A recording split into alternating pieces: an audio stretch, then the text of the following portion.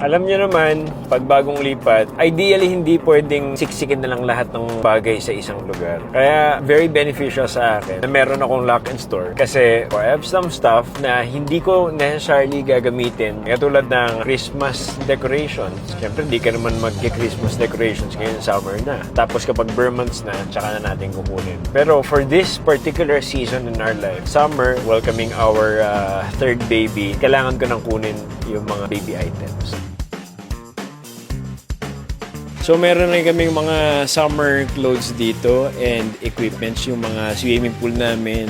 Lahat yan nakalagay dito sa box na to. Okay na tayo dito sa lock and store. Siyempre, I have this unit over here. Meron silang iba't ibang sizes dito that you can avail of.